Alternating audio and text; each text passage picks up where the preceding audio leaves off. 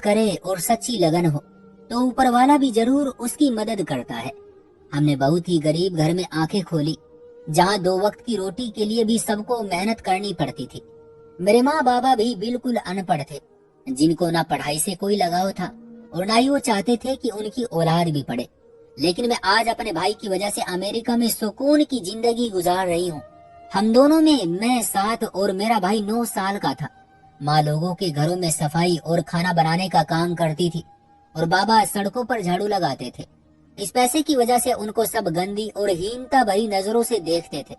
हम एक खुले मैदान में रहते थे, जहाँ हम जैसे और लोगों ने भी झोपड़ियां डाल रखी थी। हम भी उन्हीं में से एक झुग्गी में रहते थे। बाबा सुबह सवेरे हाथ में झाड़ू लेकर ड्यूटी करने निकल जाते और माँ भी उनके साथ कोठियों में सफाई करने चली जाती। घर में भाई अकेला रह जाता तो बाबा कहते, तुम क्यों घर में पड़े रहते हो, कोई काम करो। मेरा भाई, जिसका नाम अक्षय था, वो शरीर में काफी कमजोर था। वो बीमार था, न अपाहिज, लेकिन खुराक पूरी न मिलने की वजह से कमजोर सा लगता था। बाबा ने उसे कहा कि तुम कागज चुना करो। कचरे में बाज दफा लोग काफी ऐसी चीजें फेंक जाते हैं जो उनके काम की नहीं होती, लेकिन कबाड़ में बेचने से उनकी कीमत अच्छी मिल जाती है। एक दिन बाबा ने उसे एक प्लास्टिक के धागों से बनी हुई छोटी बोरी और एक लकड़ी का टुकड़ा देकर कहा कि तुम्हें काम के लिए बस इन्हीं 2 चीजों की जरूरत है। हमारे साथ तुम भी काम के लिए निकल जाया करो। कूड़ेदानों में जो भी ऐसी चीजें देखो कि जो बिक जाएंगी, उसको बोरी में डालते जाओ। तुम ये चीजें बेचोगे तो तुमको रोजाना कुछ न कुछ पैसे मिल ही जाएंगे। उन पैसों से तुम अपने लिए नाश्ता तो खरीद ही सकते हो। इस तरह घर में रहने से तो तुम वाकई बीमार हो जाओगे। बताती चलूं कि मेरा भाई दूसरे बच्चों से काफी अलग था। हमारे पड़ोस के लोगों के बच्चे सारा दिन गलियों में आवारा फिरते, मैदान में खेल कूद में लगे रहते या फिर कचरा चुनते, लेकिन भाई को उनकी कंपनी पसंद नहीं थी। अक्सर सारा दिन खामोश घर में बैठा हुआ सोचता रहता था। बच्चों जैसे कामों में बिल्कुल भी दिलचस्पी न लेता। वो बिल्कुल ही अकेला और तन्हाई को पसंद करने लगा था। एक तो खाना अच्छा ना मिलता और मैं लोगों के घरों में काम करती और बचा कुचा भोजन लाती। कभी ताजा और कभी कोठियों वाली मालकिन बासी भी दे देती थी। दिन भर बाहर रहने से इतना वक्त ही नहीं मिलता था कि घर पर खाना बनाते। इसी वजह से अक्षय सूखा और कमजोर हो गया था। अक्षय को कचरे से कागज या रद्दी चुनना पसंद नहीं था, लेकिन बाबा ने जब उस पर बहुत दबाव डाला और बार बार ताने सुनने पड़े कि वो बेकार और निकम्मा लड़का है, तब बाप के तानों से तंग आकर एक दिन अक्षय ने कमर कस ली। बोरी और लकड़ी का टुकड़ा वो घर से लेकर बाहर चला गया। जिस मैदान में हमारी झुग्गियां थी, वहाँ करीबी बस्ती थी, जहाँ कोठियां बनी हुई थी, जिनमें दौलतमंद लोग रहते थे। ये एक कॉमर्शियल इलाका था। हर गली के नुक्कड़ पर एक कूड़ेदान था। ये लोग अपने घरों का कूड़ा करकट उन्हीं में डलवाते। मेरे भाई अक्षय ने भी वही काम शुरू कर दिया, जो कि हमारे मोहल्ले के घरों के लड़के करते थे। वो जाता तो सुबह और लौटता शाम को। सारा दिन गलियों गलियों में कूड़ेदान लकड़ी के टुकड़े से कुरेदता और शाम को रद्दी और प्लास्टिक की चीजों से भर कर ले आता। भाई जब 7 साल का था तो उसे एक दिन एक कोठी की मालकिन ने अपने घर नौकर रख लिया। वो साल भर वहाँ रहा, उनकी पालतू बिल्लियों को खाना डालता और उनका ख्याल रखता। अक्षय क्योंकि बहुत अच्छा और समझदार बच्चा था, तो मालकिन ने उस पर भरोसा किया। वो भी बिल्लियों की देखभाल खुश होकर करता। जानवरों के साथ उसका दिल बहला रहता था। तो बिल्लियां तो खाना खाकर इधर उधर लॉन में हो जाती। मेरा भाई लॉन में बैठा रहता और उनका ध्यान रखता कि कहीं बाहर की बिल्लियां दीवार से कूदकर उनको परेशान न कर दे। कुछ दिनों बाद मालकिन एक बड़े से पिंजरे में रंग बिरंगे तोते भी ले आई। ये पिंजरा उन्होंने गैराज के पास एक दीवार पर लगवा दिया। अब उनको वक्त पर दाना पानी डालना भी अक्षय के जिम्मे था। जब मालकिन ने देखा कि ये बच्चा और बच्चों से बिल्कुल अलग है, खाली वक्त में वो रोजाना के पढ़े हुए अखबार और किताबें तरतीब से रखता तो बड़े गौर से अखबार में छपी तस्वीरें देखता। ये उसका सबसे ज्यादा पसंदीदा काम था। एक दिन मालकिन ने पूछा, अक्षय, तुम अखबारों को इतने गौर से क्यों देखते रहते हो? क्या तुम्हें तस्वीरें देखने का बहुत शौक है? तुम इनको देखकर क्या सोचते रहते हो? तस्वीरें तो देखता हूँ, लेकिन सोचता हूँ कि इनके बारे में क्या लिखा हुआ है। क्या तुम पढ़ना चाहते हो? जी हाँ, मगर पढ़ नहीं सकता। अगर मैं तुम्हें रोजाना थोड़ी देर को पढ़ा दिया करूँ तो क्या तुम पढ़ोगे? जी हाँ। अक्षय की आंखें चमक उठी, क्योंकि वो मालकिन के बच्चों को स्कूल जाते देखता था और घर पर टीचर भी शाम को पढ़ाने आया करता था। तब सोचता, काश मैं भी इनकी तरह होता। मालकिन ने कुछ महीने अक्षय को पढ़ाया। उसने मगर जल्दी बहुत तो कुछ सीख लिया। उन्होंने मेरी माँ से कहा, तुम्हारा बच्चा बहुत बुद्धिमान है, इसे पढ़ने लिखने का शौक है। मैं चाहती हूँ कि ये स्कूल जाए। हम गरीब लोग हैं मालकिन। अक्षय स्कूल नहीं जा सकता क्योंकि उसका बाप अनुमति नहीं देगा। हम उसकी किताबों का खर्चा और स्कूल की फीस नहीं दे सकेंगे। वो मैं दे दिया करूंगी, मालकिन ने कहा। मैं अपने पति से पूछकर आपको बता दूंगी। मालकिन, अक्षय को जो सैलरी देती थी वो पैसे मेरे बाबा ले लिया करते थे। उन्हें पढ़ाई की अहमियत का पता ही नहीं था। भला वो कैसे पसंद करते कि आमदनी में जो बढ़ोतरी अक्षय की सैलरी से होती है वो बंद हो जाए। उन्होंने भाई को साफ मना कर दिया कि मैं हरगिज उसको स्कूल नहीं भेजूंगा।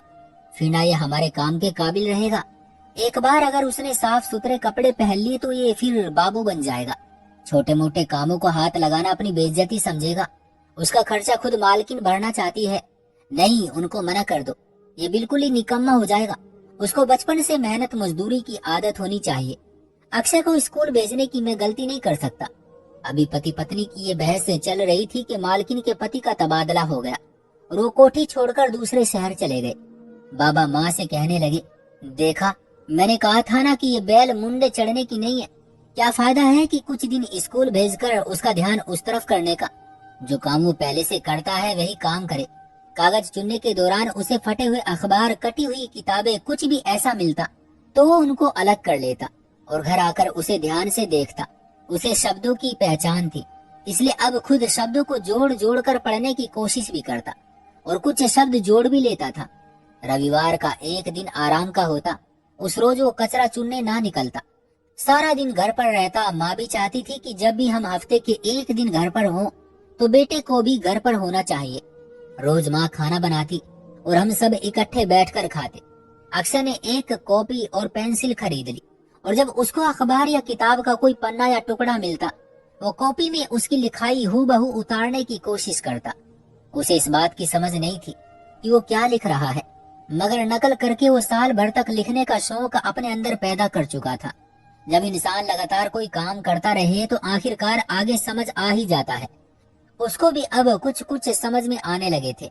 अक्षय के शौक को देखते हुए बाबा ने इस शर्त पर उसे स्कूल जाने की अनुमति दे दी कि वो स्कूल से आने के बाद ही रद्दी तलाश करने काम पर जाया करेगा। अब वो साथ वाली कोठियों से पानी की कैन भरकर लाता और अपना यूनिफॉर्म खुद धोकर डालता, क्योंकि टीचर कहते थे कि हर स्टूडेंट की यूनिफॉर्म साफ सुथरी होनी चाहिए। जिस कोठी से वो पानी लेने जाता था, एक दिन वहाँ की मालकिन ने कहा, तुम रोज पानी की कैन ले जाते हो, आखिर तुम इतना पानी का क्या करते हो जो रोजाना शाम को बैल बजा देते हो। नौकर या चौकीदार मौजूद हो तो आइंदा उसी से कहना और बैल नहीं बजाना, या फिर किसी और कोठी से पानी मांग लिया करो। मालकिन आप अच्छी हैं, पानी दे देती हैं, और कोठियों वाले नहीं देते, वो मना कर देते हैं। तो हमने तुम्हारा ठेका ले लिया है क्या? अब बस एक कैन ले जाओ, तुम तो 2-3 चक्कर लगाते हो। आखिर इतना पानी का क्या करते हो? मैं छोटे डब्बे लाता हूँ, बड़े डब्बे उठा नहीं सकता, इसलिए 2 चक्कर लगाता हूँ। अगर आप पानी नहीं देंगी तो मैं स्कूल नहीं जा सकूंगा। पानी का स्कूल जाने से क्या संबंध है? रोजाना नहाकर और यूनिफॉर्म धोकर स्कूल जाता हूँ। मैं कचरा चुनने वाला लड़का हूँ। कूड़ेदान से रद्दी और चीजें ढूंढ के मेरे हाथ गंदे हो जाते हैं और कपड़े मैले हो जाते हैं। मुझे काम करना होता है तो जिस्म भी मैला हो जाता है। स्कूल नहाकर जाना पड़ता है। लेकिन मालकिन ने जब अक्षय की बात सुनी तो हैरत से दांतों में उंगली दबा ली। कहा, अच्छा, तुम अपने माँ बाप को मेरे पास लेकर आना। अगले दिन अक्षय मम्मी को लेकर उनकी कोठी पर गया। मालकिन ने माँ से कहा, अगर तुम मेरा काम पकड़ लो मैं तुम्हें ज्यादा सैलरी दूंगी ताकि तुम अपने बच्चे को पढ़ा सको। मैं जहाँ काम करती थी वो मालकिन बहुत सख्त मिजाज थी, काम ज्यादा लेती थी और सैलरी भी कम देती थी। उन्होंने फौरन मालकिन का काम करने की हामी भर ली और पुरानी मालकिन का काम छोड़ दिया। बाबा समझ रहे थे कि अक्षय का कुछ दिनों का शौक है, वो 2-4 क्लास पढ़कर स्कूल से खुद ही हट जाएगा, लेकिन ऐसा ना हुआ। ऊपर वाले की तरफ से उसे ऐसी सोच मिली थी कि पढ़ने का शौक उसके दिल में मौजूद था। वो पढ़ता रहा और साथ ही बाबा की शर्त भी पूरी करता रहा। कचरे से कागज और रद्दी तलाश करना ही था। बाबा सोचते थे कि स्कूल जाकर ये बेकार ना हो जाए, फिर कागज चुनने के काम से पीछे न हटने लगे। मगर अक्षय ने हिम्मत न हारी। पिता की खुशी हासिल करने की खातिर वो ये काम भी करता रहा और स्कूल भी जाता रहा, यहाँ तक कि उसने 5वीं क्लास पास कर ली। अब उसे सेकेंडरी स्कूल में एडमिशन लेना था और सरकारी स्कूल घर से काफी दूर था। बाबा ने कहा, तुम्हें घर आते जाते शाम हो जाएगी, कचरा चुनने कब निकलोगे? बेहतर है कि स्कूल छोड़ दो। मेरी समझ में नहीं आता कि एक झुग्गी में रहने वाला लड़का आखिर पढ़ लिख कर क्या करेगा। बाबा तुम नहीं जानते, पढ़ाई से ही हमारी जिंदगी बदल सकती है। हम झुग्गी को पक्के मकान में बदल सकते हैं। बकवास मत करो, ऐसे ख्वाब मत देखो जो पूरे नहीं हो सकते। हर व्यक्ति अपने काम में ही कामयाब होता है।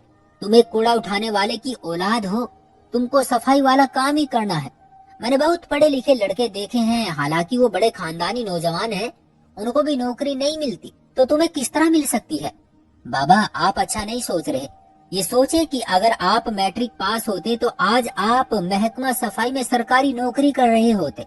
किसी सरकारी ऑफिस में नौकरी मिल सकती थी, म्यूनिसिपालिटी में जमादार भर्ती होते, पेंशन मिलती, क्वार्टर मिल जाता। इस मिसाल से बाबा की समझ में बात आ गई कि लड़का ठीक कह रहा है। मगर बेटे आजकल बड़ी सिफारिश के बगैर नौकरी नहीं मिलती, भले ही वो सरकारी पद ही क्यों ना हो। सिफारिश जरूरी है, जो हमारे पास नहीं है। मेरे साथ एक लड़का है, उससे मेरी दोस्ती है। उसका बाप म्यूनिसिपालिटी में काम करता है और वो मेरी नौकरी लगवा सकता है। आप मुझे मैट्रिक तक पढ़ने दे बाबा। बाबा ने कुछ सोचकर अनुमति दे दी। मेरा भाई 5वीं तक हर क्लास में फर्स्ट आता था, वो 6ठी में भी फर्स्ट आया था। तो टीचर ने एक दिन उससे घरेलू हालात के बारे में पूछा। भाई ने उन्हें अपने हालात से आगाह कर दिया। वो बहुत हैरान और साथ में मेहरबान हो गई।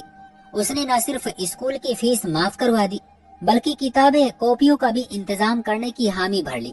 जब अक्षय 7वीं क्लास में गया तो उसी टीचर ने छोटी क्लास के कुछ बच्चों के ट्यूशन लगवा दिए। अक्षय अब भी फर्स्ट पोजीशन लेता था। वो उन बच्चों को पढ़ाता और ट्यूशन में से भी अपने खर्चे पूरे करता। वो दिन भी आया जब अक्षय ने फर्स्ट पोजीशन से मैट्रिक पास कर लिया।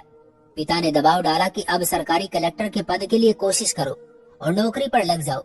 उसने कहा कि बाबा पढ़ने दे, मुझे पढ़ने का शौक ऊपर वाले की तरफ से मिला है, मुझे मत रोके, मैं ट्यूशन पढ़ा सकता हूँ, आपको ही पैसे दिया करूंगा, मेरा एडमिशन अच्छे कॉलेज में हो सकता है, शिक्षा छात्रवृत्ति सरकार की तरफ से मिल जाएगी, मैं सबसे अच्छे स्टूडेंट की मेरिट लिस्ट में आता हूँ। प्रिंसिपल मेरा एडमिशन अच्छे कॉलेज में करवाना चाहते हैं क्योंकि मैंने उनके स्कूल का नाम रोशन किया है। इस तरह एक बहुत ही गरीब लड़के के लिए पढ़ाई के दरवाजे खुलते गए। अच्छे लोग उसकी मदद करने के लिए खुद ब खुद तैयार हो जाते। इस बीच हमने वो मैदान छोड़ दिया जहाँ हमारी झुग्गियां थी, वहाँ प्लॉट बन गए, तो हमने रहने के लिए एक और खाली मैदान ढूंढ लिया। इत्तेफाक से वहाँ कॉलेज करीब था। तभी बाबा ने अनुमति दे दी क्योंकि स्कूल के हेडमास्टर ने खुद बाबा को बुलाकर कहा कि बेटे को पढ़ने से मत रोको, उसकी जिंदगी बनने दो। खैर कॉलेज में एडमिशन के बाद भी मेरे प्यारे भाई ने मेहनत जारी रखी, लगन से पढ़ता रहा। उसको मेरिट स्कॉलरशिप मिला। ऊपर वाले ने उसके रास्ते आसान कर दिए क्योंकि सच्ची लगन उसके दिल में थी।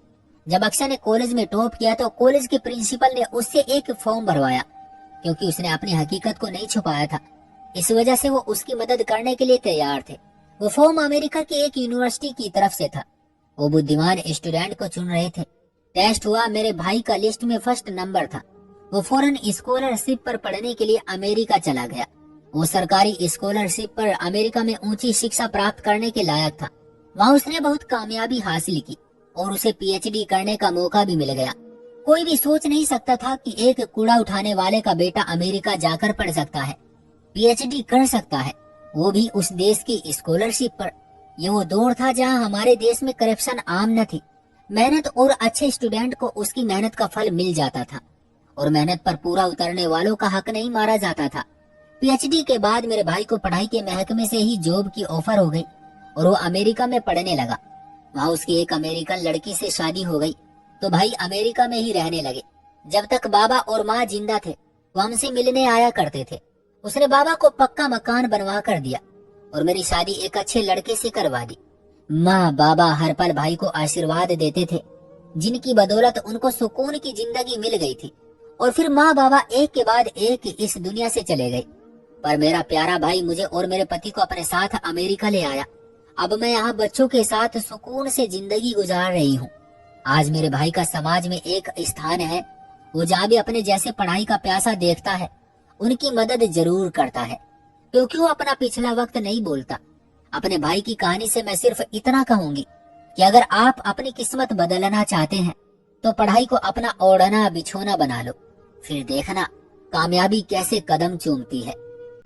तो दोस्तों ये थी हमारी आज की कहानी। आपका क्या कहना है इस कहानी के बारे में कमेंट करके हमें ज़रूर बताएं। वीडियो को लाइक कर दीजिए और चैनल को सब्सक्राइब करके घंटी को दबाकर ऑल पर सेट कर लीजिए ताकि आने वाले वीडियो आपको तुरंत मिले। मुझे दीजिए अगली वीडियो तक इजाज़त, तब तक के लिए धन्यवाद।